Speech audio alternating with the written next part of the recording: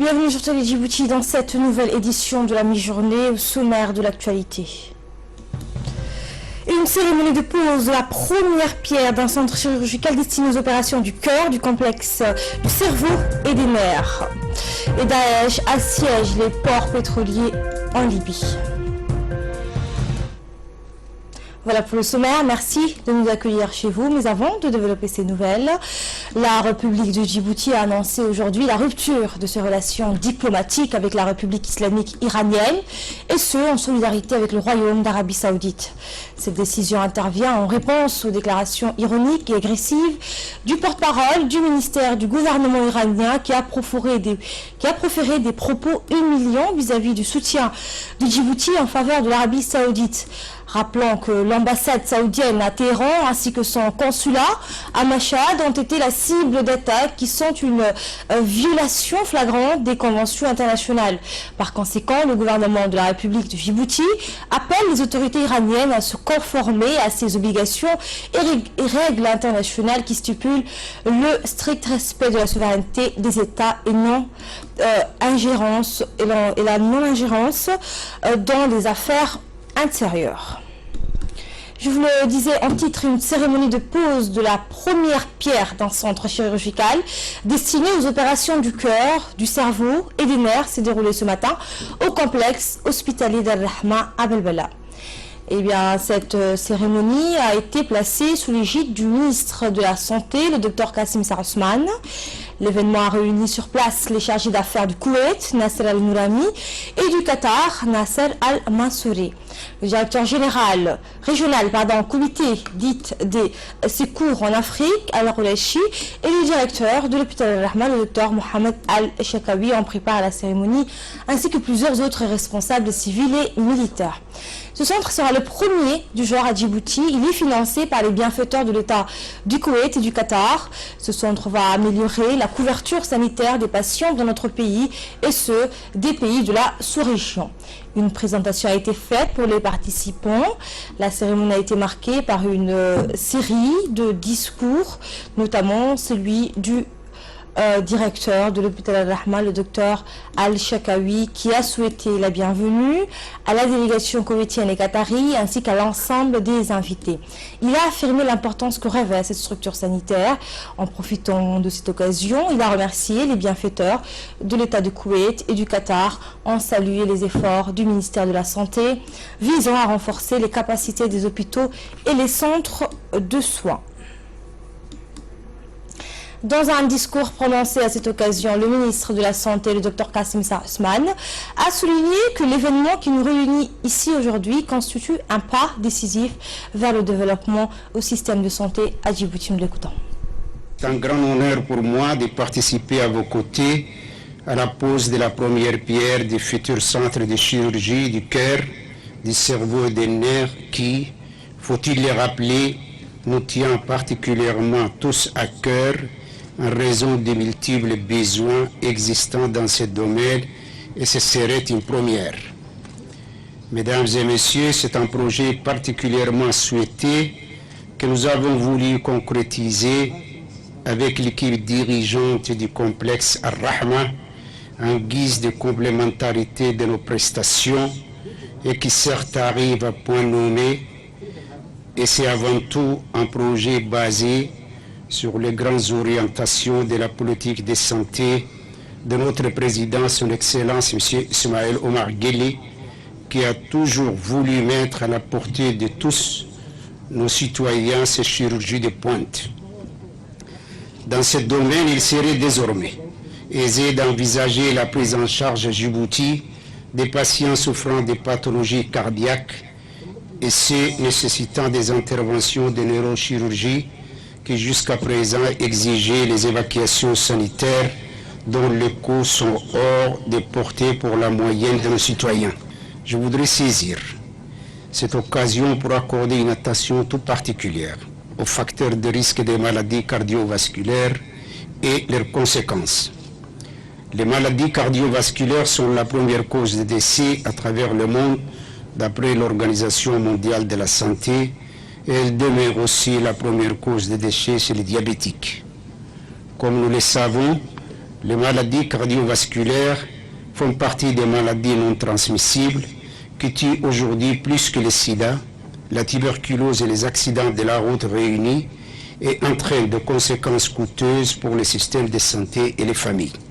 Mesdames et messieurs, à l'évidence, nous nous réjouissons du lancement de cette initiative concrétisée grâce aux efforts consentis par l'État du Koweït à travers le Comité africain du secours, dont nous louons à sa juste valeur la contribution apportée à la population djiboutienne à travers le complexe Ar-Rahma. Soyez assurés que le ministère de la Santé, comme à l'accoutumée, sera mettre à profit les opportunités offertes par ces partenariats exemplaires. Je vais également saluer ici toutes les parties prenantes impliquées dans ces projets, leur appui remarquable pour améliorer les prestations sanitaires en République de Djibouti. Également dans l'actualité, il y a cette organisation d'un atelier sur la protection de l'environnement sous le haut patronage de M. Mohamed Moussa Ibrahim Balala, ministre de l'Habitat, de l'Urbanisme et de l'Environnement. C'est ouvert ce matin un atelier de formation sur l'éducation environnementale. Cet atelier est conjointement organisé par le département ministériel et l'organisme de préservation des milieux marins à Perzga. Le ministre de l'Environnement et le secrétaire général du ministère, Dini Omar Abdallah, ainsi que le coordinateur régional du programme de sensibilisation du Perzga, Habib Abdi Hussein, enfin le conseiller technique du ministre, Aden Hassan Elmi, ont assisté à l'ouverture de cet atelier. Un atelier qui vise à sensibiliser le corps enseignant de langue française des écoles privées sur l'importance de la protection et de la préservation de l'environnement du littoral et du milieu marin afin qu'ils puissent à son tour transmettre le message aux jeunes élèves étudiants. L'éducation environnementale offre de nombreuses possibilités et l'une d'entre elles est de former des citoyens responsables. Le programme de sensibilisation à l'environnement marin est l'un des programmes spécialement conçus du Perzga. Il cherche à travers une stratégie régionale à mieux sensibiliser les communautés côtières de la mer Rouge et le golfe d'Aden sur la nécessité de préserver les ressources marines et côtières. En ouvrant cet atelier, le ministre de l'Habitat, de l'Urbanisme et de l'Environnement, Mohamed Moussa Ibrahim, s'est déclaré réjoui de la présence des enseignants et de leur participation à une telle rencontre. Il a évoqué les défis environnementaux tels que la biodiversité, le changement climatique, la diversification ou encore la pollution. Écoutez le ministre. Les défis environnementaux tels que la biodiversité, le changement climatique, la désertification ou encore la pollution nécessitent la mobilisation de l'ensemble de la société. L'environnement étant transversal et l'affaire de tout le monde. À ce titre, la préservation et la protection de nos ressources environnementales passe nécessairement par l'éducation, la sensibilisation, la formation, et dont vous êtes responsable et les premiers acteurs concernés auprès des jeunes de notre jeunesse. Vous comprendrez bien avec moi que les enseignants ont un rôle fondamental à jouer dans l'éducation environnementale. C'est en effet eux qui contribuent réellement à la promotion de la protection de l'environnement et du développement durable au sein de notre société. Chers participants, notre rencontre aujourd'hui s'inscrit, comme il vient de le dire donc, le secrétaire général et le représentant du Perzga, dans le cadre de la mise en œuvre du programme régional de sensibilisation de l'environnement marin et côtier qui a été adopté en 2012 par le Conseil ministériel du Perzga, dont l'objectif ultime est de sensibiliser les communautés côtières dans les régions de la mer Rouge et du golfe d'Aden sur l'importance et la nécessité de préserver nos ressources environnementales.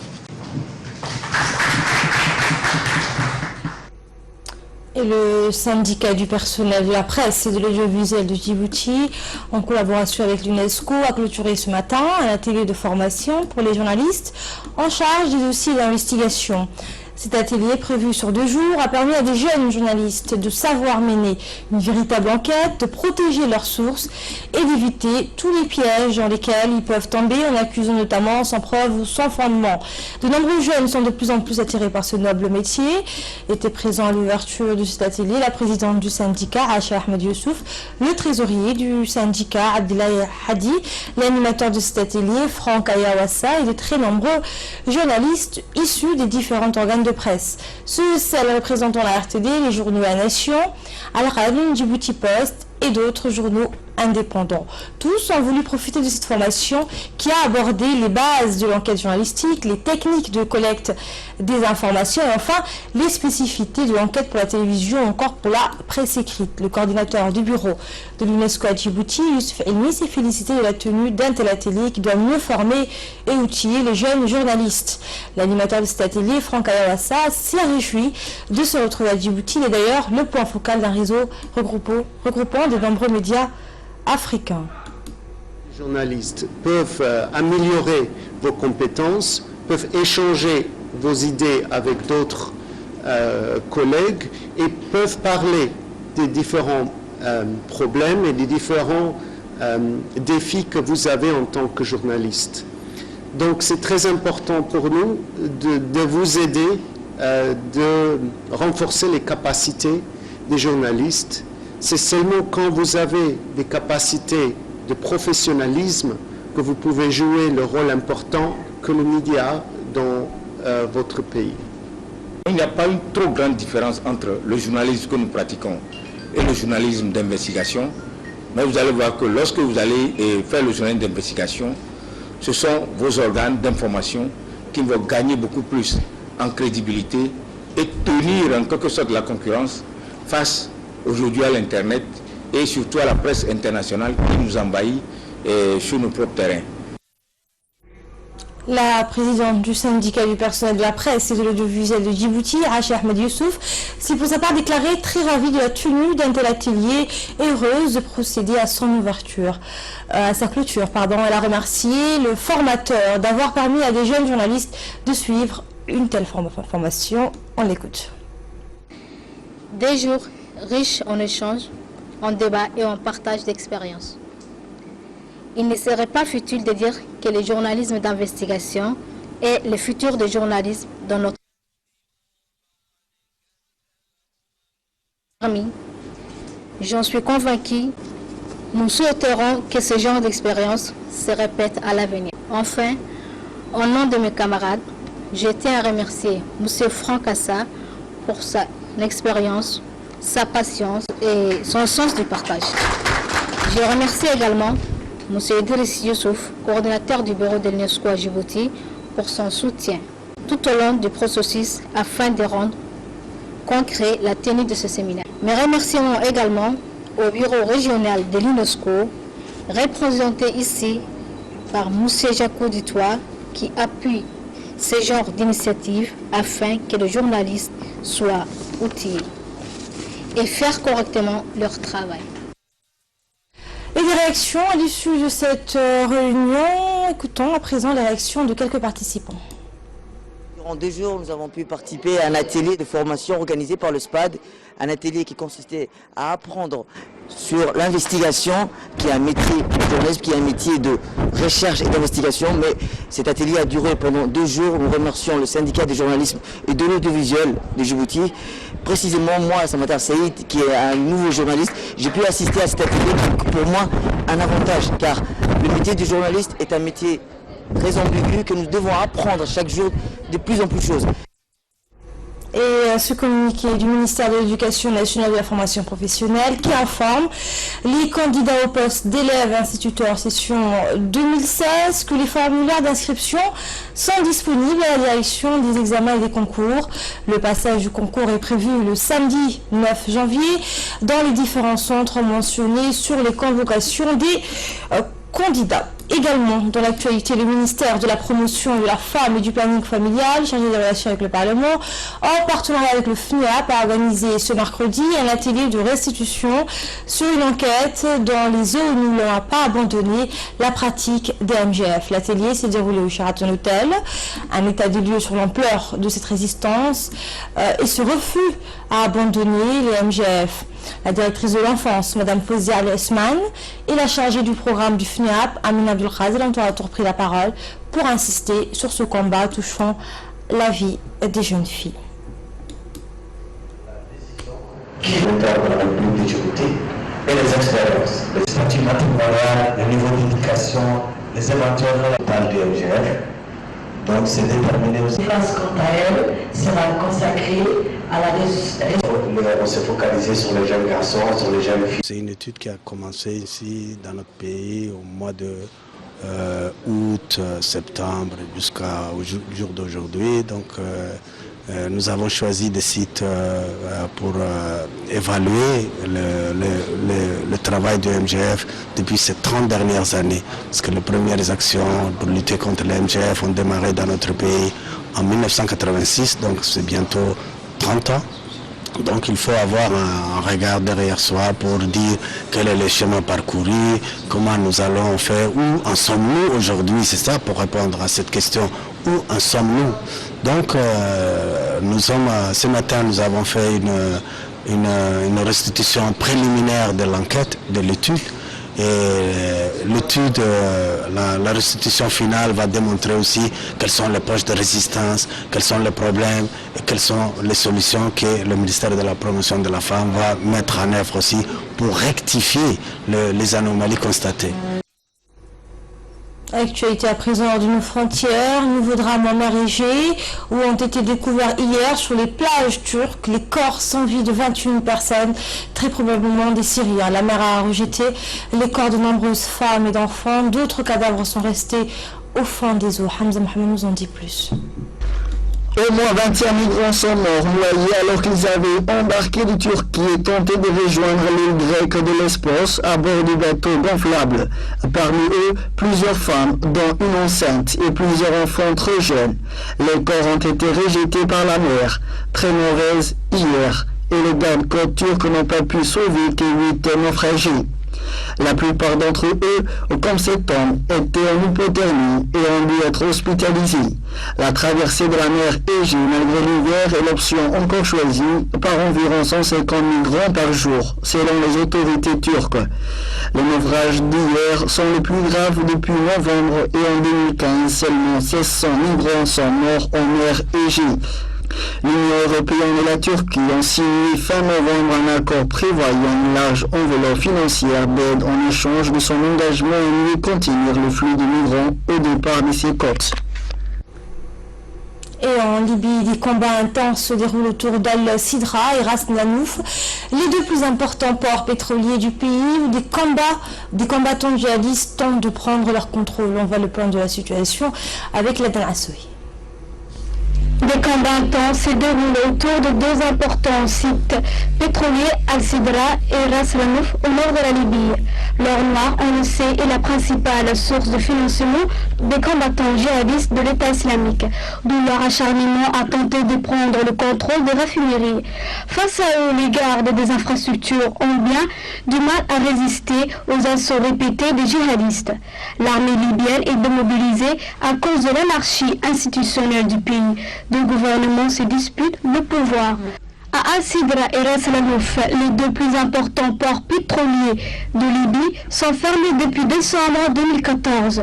Ils se trouvent entre les cités de Sirte, contrôlées par Daesh, et Benghazi à l'est. Deux réservoirs de pétrole ont déjà été touchés par des échanges de tirs. L'un d'eux a pris feu, ces 420 000 barils de pétrole étant partis en fumée.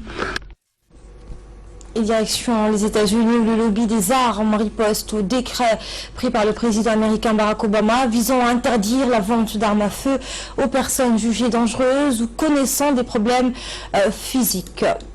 Mohamed Hassan nous en dit plus. En ce qui concerne le lobby des armes au décret de Barack Obama, certains estiment que ces décrets présidentiels sont illégaux. C'est le cas de Larry Pratt. Il est à la tête de Gun Owners of America, la deuxième organisation pro-armes des États-Unis derrière la NRA. Les décrets sont une usurpation du pouvoir. Ils ne sont pas acceptables au regard de la Constitution. Le président américain ne peut pas légiférer de la sorte.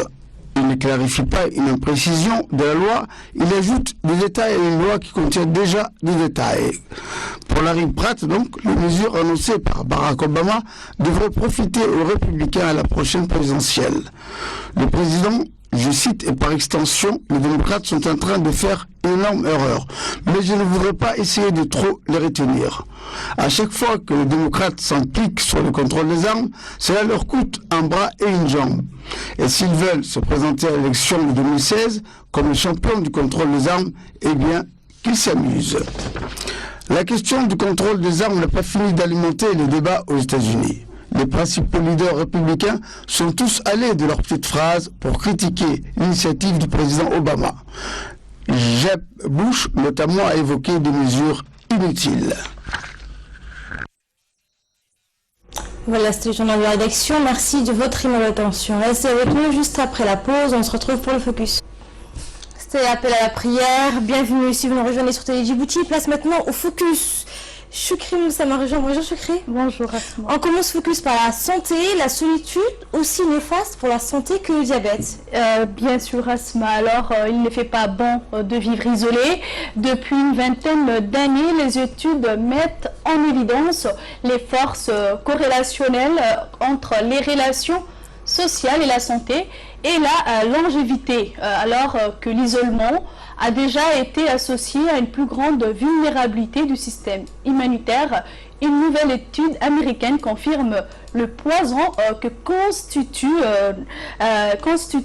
l'isolement. Les recherches de la Northwestern University et de la Princeton University aux États-Unis ont analysé les associations entre les relations et la santé à tous les stades de la vie en prenant compte des différents facteurs comme l'indice de masse corporelle. Alors, ils ont découvert qu'à l'adolescence, le fait de manquer d'amis augmente les risques d'être en surpoids, alors asthma. Et la solitude est aussi, l'impact de la solitude est aussi pernicieux que le manque de sport à un jeune âge. Chez les personnes âgées, la solitude est aussi risquée que le diabète. À l'adolescence, l'isolement social augmente le risque d'inflation dans la même proportion que l'inactivité physique, et le fait de la solitude chez les personnes âgées dépasse l'impact des facteurs de risque comme le diabète à un âge avancé, constate l'étude.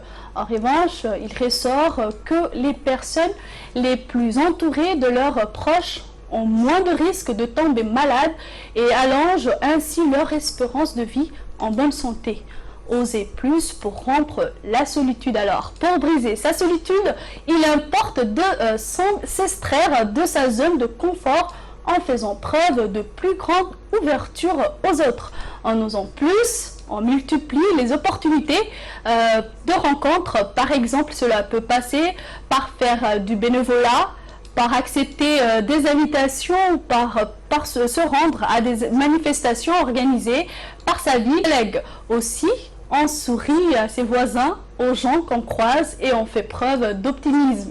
Il va alors de se mettre en place un cercle virtuel, Asma. Alors effectivement, un mot en insolite. En insolite, alors au Japon, un thon rouge est vendu à 108 500 € aux enchères de Tatsukiji.